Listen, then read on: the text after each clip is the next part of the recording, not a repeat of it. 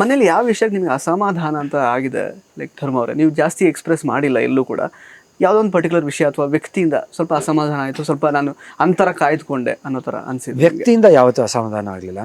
I think 1-2 ಸಲ I think ಚೈತ್ರಕ್ಕ ಅವ್ರ ಜೊತೆ, ನನಗೆ ಚೈತ್ರ ಅವ್ರ ಜೊತೆ ಅದೊಂದು ತುಂಬ ಇದಾಯಿತು, ತುಂಬ ಹರ್ಟ್ ಆಯಿತು.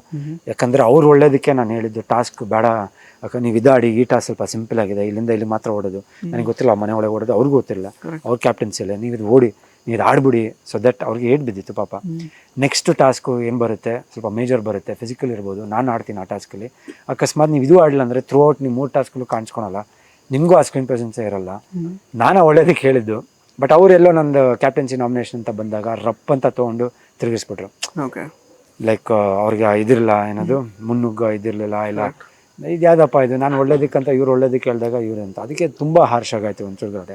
ಅದೊಂದು ಅಸಮಾಧಾನ ಒಂದಲ್ಲ. ಚೈತ್ರ ಅವ್ರು ಏನೋ ಕೊಟ್ಟು ಕಳಿಸಿದಾರಲ್ಲ ನಿಮಗೆ ಹೊರಗಡೆ ಕೊಡಿ ಅಂತ, ಅದೇನದು? ಅದು ಇವ್ರದ್ದು ಅನುಷಾ ಅವ್ರದ್ದು ಕ್ಲಿಪ್.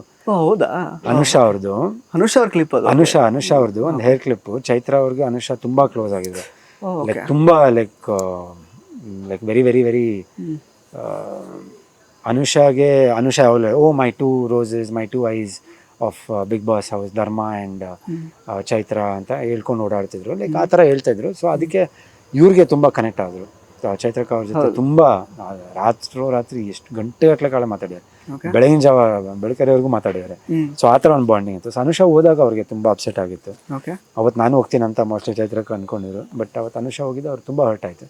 ಸೊ ಅವ್ರ ಕ್ಲಿಪ್ ಏನೋ ಇಟ್ಕೊಂಡು ಅವ್ರದ್ದು ನಾವು ಚೈತ್ರ ಅವ್ರ ನಿಮಗೆ ಕೊಟ್ಟು ನೀವು ಹೊರಗಡೆ ಬಂದ ವಾಪಸ್ ಕೊಡಿ ಅಂತ ಆ ಥರ ಅನುಷಾದು ಕ್ಲಿಪ್.